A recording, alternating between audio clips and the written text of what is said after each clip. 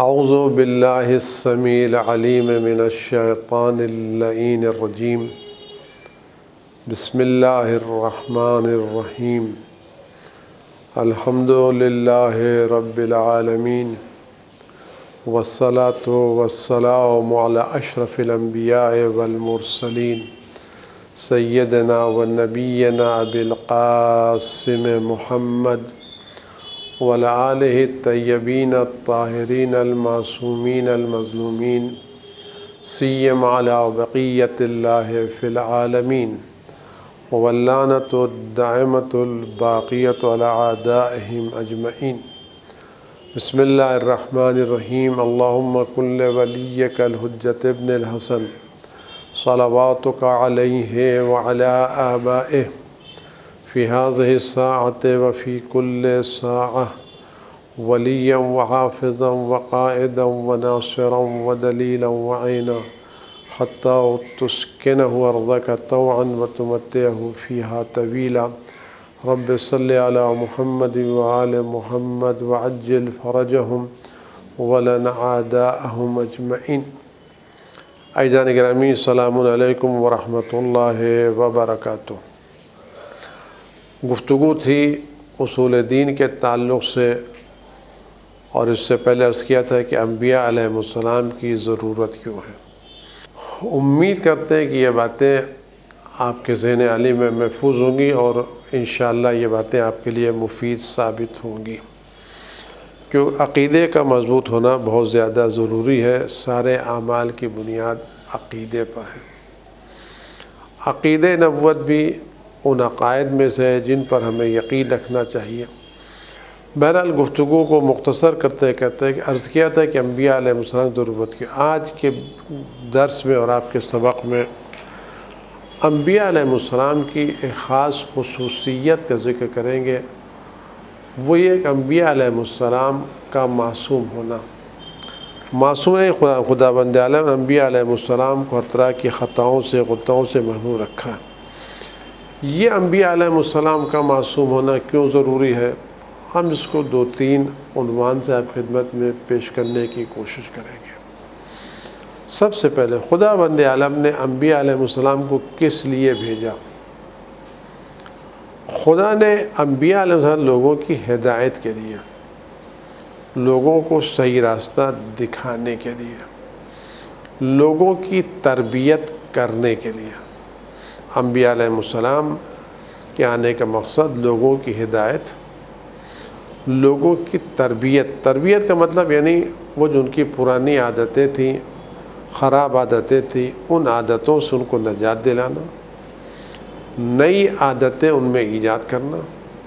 یعنی اگر اس کو یوں عرض کیا جائے کہ انبیاء علیہ السلام جس ماحول میں آئے، اس ماحول میں لوگوں کے وجود کے اوپر جو اخلاق کے لباس تھے، اس میں ساری برائیاں موجود تھیں۔ کون سی برائی تھی جو ان میں پائی نہیں جاتی تھی؟ ان برائیوں کو دور کر کے ان کو اچھائیوں کا عادی بنانا،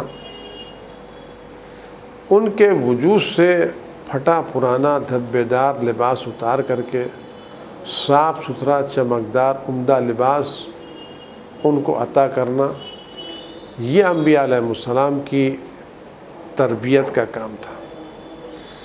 یہ تربیت آسان کام نہیں ہے،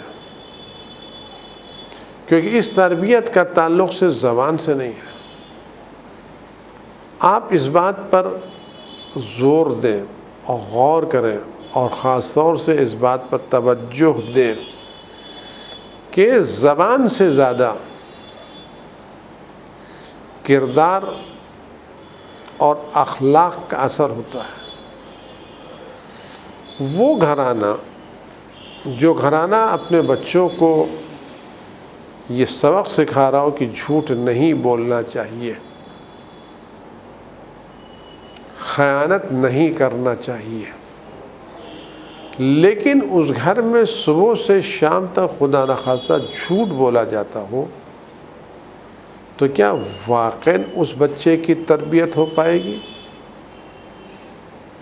لیکن زبان تو یہ کہہ رہی کہ جھوٹ نہیں بولنا چاہیے، لیکن جس زبان سے یہ کہا جا رہا جھوٹ نہ بولا جائے وہی شخص مسلسل جھوٹ بول رہا ہے، تو کیا اس کی زبان کا اثر ہوگا؟ اس کی نصیحت کا اثر ہوگا؟ نہیں ہوگا۔ کیوں نہیں ہوگا؟ اس لیے کہ جس طرح سے وہ زبان سے جھوٹ کی برائی بیان کر کے جھوٹ بول رہا ہے، اسی طرح اس کا بچہ بھی زبان سے جھوٹ کی برائی بیان کرے خود جھوٹ بولے گا۔ لہذا ہر وہ شخص جو یہ چاہتا ہے کہ اس کے گھر میں اس کا بچہ جھوٹ نہ بولے، سب سے پہلے خود اس کو جھوٹ بولنے سے پرہیز کرنا چاہیے۔ وہ شخص جو کسی شخص کو کسی دوسری برائی سے دور کر رہا ہے، اس کو چاہیے پہلے خود وہ اس برائی سے دور ہو جائے۔ اس بنا پر جب انبیاء علیہ السلام تشریف لائے تو ان کا مقصد کیا تھا؟ لوگوں کی تربیت کرنا، بری عادتوں سے نجات دلانا، اچھی عادتیں ان میں پیدا کرنا، ان کو واقعی ایک کامل انسان بنا دینا۔ اس کے لیے ضرورت اس بات کی تھی کہ انبیاء علیہ السلام خود ہر طرح کی برائیوں سے پاک ہوں اور ہر طرح کی اچھائیوں سے آراستہ ہوں، تاکہ زبان سے زیادہ ان کا کردار اثر انداز ہو سکے۔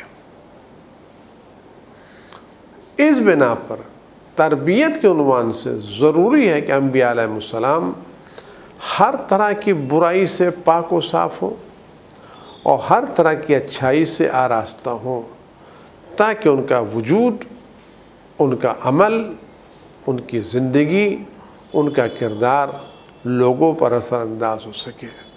ورنہ خدا نخواستہ وہ نبی جو خود اچھائیوں پر عمل نہیں کر رہا ہے، وہ لوگوں کو اچھائیوں کی دعوت کیسے دے سکتا ہے؟ ایک بار تربیت کا ہوتا ہے، تو یہ تربیت کا اثر ہے۔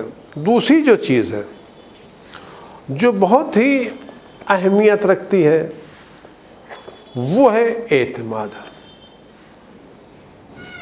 یہ اعتماد بہت اہم چیز ہے۔ اگر کوئی شخص ایسا ہو جو آپ کی نظروں میں محترم نہ ہو، مورد اعتماد نہ ہو، تو کیا اس کی زبان سے نکلی ہوئی بات لوگوں پر اثر انداز ہوگی؟ اگر کوئی شخص چاہتا ہے اس کی باتیں لوگوں پر اثر انداز ہو جائیں، تو لازم و ضروری ہے کہ یہ شخص اس محلے میں، اس سماج میں، ان لوگوں کے درمیان مورد اعتماد ہو۔ جب تک وہ اعتماد حاصل نہیں کر پائے گا، اس وقت تک اس کی باتوں کا اثر آپ دیکھتے ہیں سوسائٹی میں۔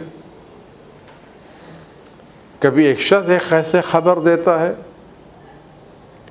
جس نے زندگی میں جھوٹ نہیں بولا، جس نے زندگی میں غلط بیانی سے کام نہیں لیا، اس کی بات پر سب لوگ دھیان دیتے ہیں۔ لیکن وہ شخص جو ہمیشہ ہی افواہیں اڑاتا رہتا ہے، غلط باتیں بیان کرتا رہتا ہے، یہ شخص قسم کھا کے بات کرے تب بھی لوگ اس کی بات پر اعتماد نہیں کرتے کہ ان بات نہ مانو۔ تو اگر اس طرح کے کسی شخص کو نمائندہ بنا کے بھیجا جائے جو مورد اعتماد نہ ہو، تو اس کے نمائندہ ہونے کا کیا فائدہ؟ لہذا ضروری ہے کہ وہ شخص جو پیغام لے کے آ رہا ہے وہ مورد اعتماد ہو۔ یہ اعتماد اس وقت بڑھے گا جب اس شخص نے کبھی غلط بیانی سے کام نہ لیا ہو، کبھی جھوٹ نہ بولا ہو، کبھی کوئی برا کام انجام نہ دیا ہو۔ اعتماد کردار سے پیدا ہوتا ہے، اعتماد اخلاق سے پیدا ہوتا ہے، اعتماد پروپیگنڈے سے، سوشل میڈیا سے نہیں پیدا ہوتا۔ کبھی کبھی ایک معمولی سی غلطی برسوں کے اعتماد کو ختم کر دیتی ہے۔ کبھی کبھی ایک جھوٹ شخصیت کو پوری طرح سے مجروح متاثر کر دیتا ہے۔ وہ جو اس نے اعتماد بنایا تھا سچ بولنے کا اور لوگ اس کو سچا سمجھ رہے تھے، ایک جھوٹ نے اس کی ساری عمارت کو گرا کے خراب برباد کر دیا۔ اور جب تک اعتماد حاصل نہیں ہوگا اس وقت تک باتوں میں اثر پیدا نہیں ہوگا۔ اعتماد اسی وقت پیدا ہوگا جب یہ شخص اچھائیوں پہ مشہور ہو، برائیوں سے دور ہو۔ تو اس بنا پر جب انبیاء علیہ السلام خدا کا پیغام لے کر کے آئے، ضروری ہے ان کے لیے کہ وہ لوگوں کے درمیان مورد اعتماد ہوں، اور مورد اعتماد ہونے کے لیے ضروری کہ انبیاء علیہ السلام ہر طرح کے گناہوں سے پاک صاف ہوں۔ اگر وہ گناہوں سے پاک صاف نہیں ہے تو لوگوں کے درمیان مورد اعتماد نہیں ہے۔ یہ بات آپ کے ذہن میں موجود ہوگی، اگر کوئی شخص 100 سچ بولتا ہو اور ایک جھوٹ بولتا ہو، اور یہ نہ معلوم ہو ان 100 باتوں میں کون سی بات سچ ہے کون سی بات جھوٹ ہے، تو صرف ایک جھوٹ کا ہونا کیا ساری خبروں کو بے اعتماد نہیں بنا دے گا؟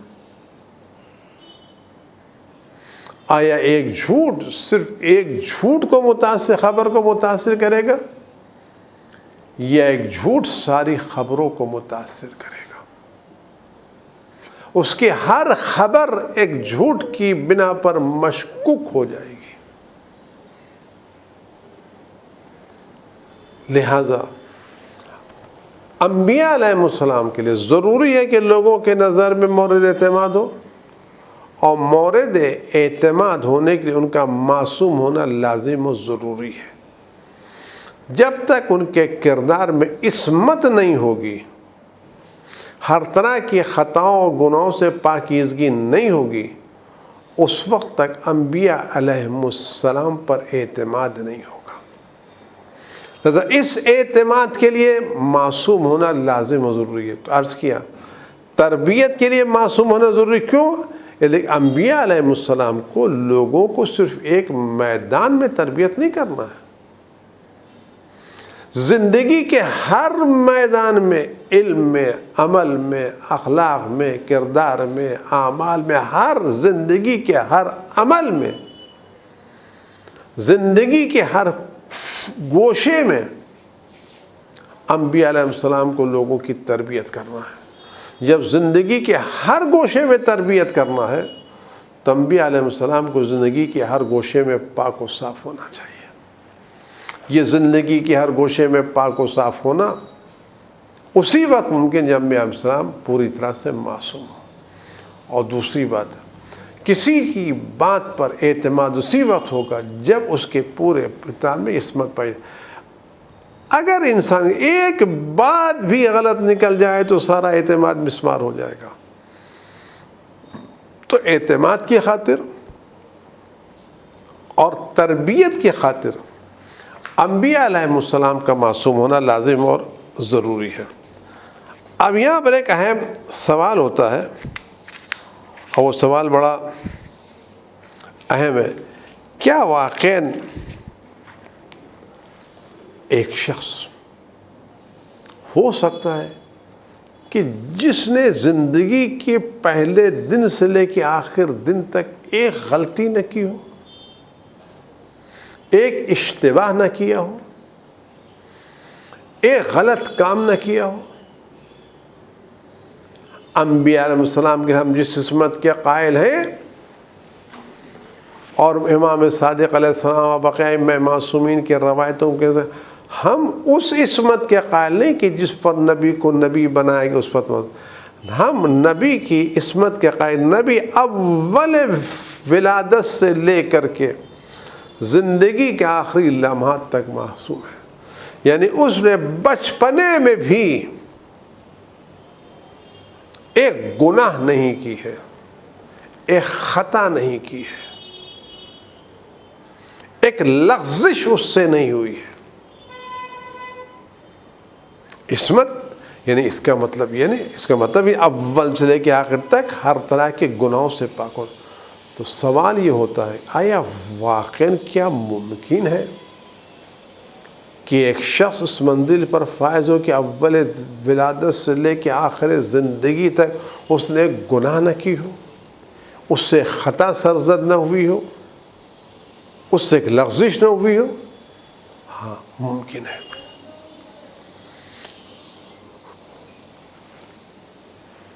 یہ کیسے ممکن ہے؟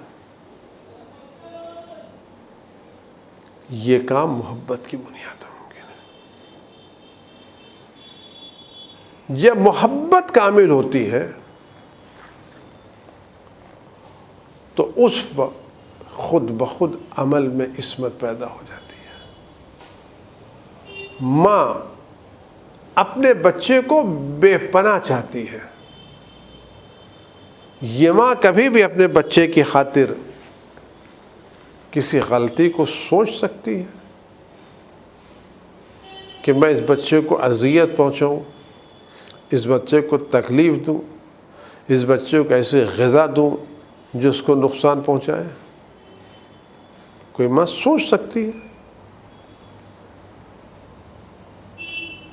کہ میں اپنے بچوں کو ایسے غذا جسے بچہ بیمار پڑ جائے، ایسی بات کو ان سے بچے کو اذیت ہو جائے؟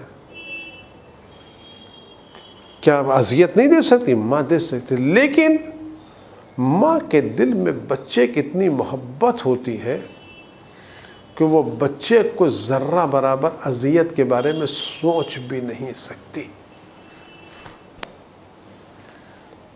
تو جب حقیقی محبت ہوتی ہے تو اتنا انسان اس حقیقی محبت میں غرق ہو جاتا ہے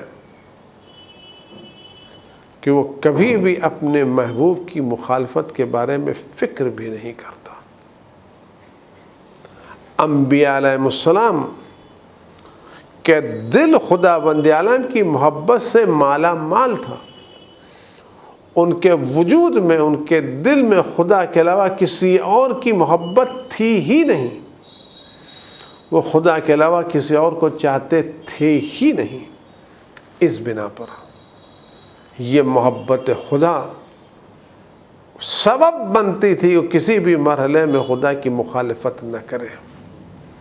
یہ کام ہے جس طرح ماں کی محبت سبب بنتی کہ بچے کی اذیت کے اسباب فراہم نہ کرے، اس کو کوئی زبردستی نہیں کرتا، ماں پر کوئی پیسہ نہیں دیتا، کوئی اس کے سر پر ڈنڈا لیے نہیں کھڑا ہے، لیکن ماں کیوں اپنے بچے کی اذیت کے بارے میں سوچ نہیں سکتی؟ ایسی چیز سوچ نہیں سکتی سے بچے کو تکلیف پہنچے؟ کیوں؟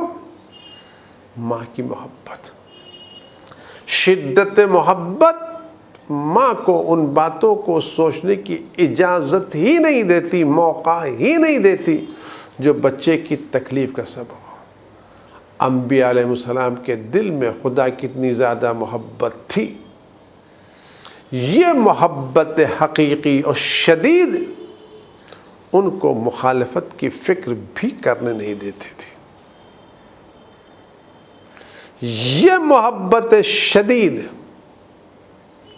جو ان کے دل میں تھی، یہ شدید محبت ان سے ہر عمل کی سختی کو لے لیتی تھی اور ہر خیر کے لیے ان کا، جیسے ماں کے دیکھتے آپ غور کریں کہ جاڑے کی رات میں برف باری ہو رہی ہے، ٹھنڈی ہوائیں چل رہی ہیں، بالکل موسم ٹھنڈا ہو رہا ہے، آپ ہاتھ میں برف جمی جا رہی ہے، اس رات میں بھی ماں اپنے بچے کے لیے رات کے ماحول میں کڑکڑاتے رہے اٹھ کر کے اس کو دودھ گرم کر کے پلاتی یا نہیں پلاتی؟ کون اس کو اس کام کے لیے آمادہ کرتا ہے؟ پیسہ نہیں، ڈر نہیں، بچے کی محبت۔ یہ محبت اس سے اس رات کی سختی کو چھین لیتی ہے، اس کو یہ احساس نہیں ہوتا مجھے اٹھنا تکلیف دے، اس کو یہ احساس ہوتا ہے میرا بچہ بھوکا نہ رہے۔ تو یہ محبت حقیقی جب انبیاء کے دل میں آتی ہے، جو محبت حقیقی انبیاء علیہ السلام میں اطاعت کا جذبہ پیدا کرتی ہے اور عمل کی سختی کو ان سے چھین لیتی ہے۔ اور انبیاء زیادہ خدا سے محبت کرنے والا کوئی نہیں ہے۔ دوسری چیز جو سبب بنتی ہے وہ معرفت کامل۔ آپ غور کریں، عصمت کے تعلق سے ہم بہت سے لوگ کچھ مسائل کے بارے میں معصوم ہیں، یعنی اس گناہ کی فکر بھی نہیں کرتے۔ زندگی کے کچھ مسائل ایسے جن مسائل میں ہم عام طور سے انسان معصوم ہیں، جیسے آیا کسی انسان کے بارے میں سوچا ہے کہ ایک انسان کیچڑ کا استعمال کر لے، گندگی پی لے؟ نہیں پیے گا، کیوں؟ وہ سمجھتا ہے یہ گندگی اس کے نقصان دہ ہے۔ لیکن لوگ جن کے پاس معرفت کامل نہیں ہے وہ سڑک پر چلتے ہوئے چیزوں کو کھا لیتے ہیں، لیکن ایک ڈاکٹر اس کو پتہ ہے کہ اس میں جراثیم کیا کیا ہے اور یہ جراثیم کتنے خطرناک ہے، تو کبھی ایک پڑھا لکھا ڈاکٹر سڑک پر چیزوں کو کھانے کے بعد نہیں سکتا، کیوں؟ اس کو پتہ یہ جراثیم ہے۔ تو ہمیں جس طرح سے کیچڑ و گندگی کا علم ہے، یہ علم ہمیں اس بات پر آمادہ کرتا ہم اس کے استعمال کے بارے میں فکر بھی نہ کریں۔ اس کا مطلب ہے جب کسی چیز کی برائی کا علم ہو جاتا ہے تو انسان میں خود بخود اندر سے اس سے دور رہنے کا جذبہ پیدا ہوتا ہے۔ انبیاء علیہ السلام کو خدا بند عالم وہ علم کامل عطا کیا تھا جس کی بنا پر ان کے سامنے گناہیں کیچڑ سے زیادہ گندی تھی، خدا کی مخالفت گندگی سے زیادہ بدبودار تھی، ان کے سامنے گناہیں اپنی کثافتوں کے ساتھ موجود تھیں، تو چونکہ ہر گناہ ان کی نظروں کے سامنے واضح تھی، لہذا یہ معرفت کامل ان کو کبھی گناہوں کی فکر کرنے بھی نہیں دیتی تھی۔ تو جو چیز کی ضرورت تھی کیا؟ ایک محبت کامل اور ایک معرفت کامل، چونکہ یہ دونوں چیزیں انبیاء کے ہاں بطور عتم موجود تھیں، ان دو چیزوں کے بنا انبیاء علیہ السلام معصوم تھے۔ یہ کوئی مشکل بات میں عرض کیا، ہم بھی بعض مسائل کے تعلق سے معصوم ہیں۔ مطلب کوئی سوچتا ہے ہم 14 منزلے کی منزلے سے گر جائیں گے؟ نہیں سوچتا۔ کوئی سوچتا ہے گندگی ہے، کیوں؟ اس کو پتہ یہ گندگی نقصان دہ ہے۔ ہم صرف ایک گندگی کے نقصان کے بارے انبیاء علیہ السلام میں ساری چھوٹی بڑی گناہیں اپنی کثافتوں کے ساتھ موجود تھیں، یہ ان کے علم کامل، معرفت کامل ان کی عصمت کا سبب بنتا تھا۔ لہذا انبیاء علیہ السلام کا معصوم ہونا ضروری ہے اعتماد کی خاطر، تربیت کی خاطر اور عصمت کے جو اسباب ہیں، معرفت کامل اور محبت کامل، یہ دو چیزیں سبب بنتے ہیں انبیاء علیہ السلام کی عصمت کا۔ خدا ہم سب کو توفیق عطا کرے تو ہم صحیح طور سے انبیاء علیہ السلام کی عصمت کو سمجھ سکیں اور ان کے نقش قدم پر چل کے خود کو بھی گناہوں سے دور رکھ سکیں۔ خدا ہمیں وہ دن دکھائے کہ ہم عقائد حقہ اور معرف اہل بیت علیہ السلام امام زمانہ علیہ السلام کی زبانی سنیں اور ان کی زبان گوہر بار سے اپنے دلوں کو منور کریں۔ والسلام علیکم ورحمۃ اللہ وبرکاتہ۔